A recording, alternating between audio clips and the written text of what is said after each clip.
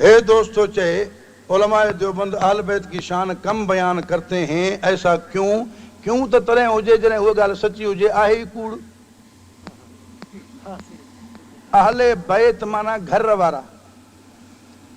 क़ुरान करीम जे 22वें सिपारे में नबी साईं जा आल बैत सॼो वियो आहे नबी साईं जे बीबियुनि खे, उम्महातुल मोमिनीन खे। उलमाए हक़ उन्हनि जो शान बयान कंदा आहिनि, मञींदा आहिनि। छो घटि बयान कंदा? जेतिरो अल्लाह ताला उन्हनि जो शान बणायो आहे उहो बयान कंदा आहिनि। इहो त तो हयो ई कूड़, त उहो कम बयान करते हैं। क्यों तक चे बाद वारी ॻाल्हि पहिरीं ई कूड़ी आहे, कम बयान करते हैं वारी। बाक़ी आल बैत जी लफ़्ज़ी माना आहे घर वारा।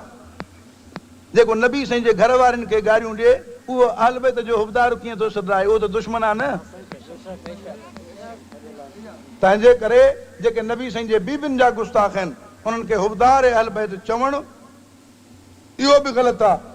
उन्हनि जो हुबदार अहल बैत सॾाइणु इहो बि कूड़ आहे। नबी साईं जे आल बैत जा हुबदार उहे आहिनि जेके नबी पाक जे घर वारनि जी इज़त कंदा हुआ।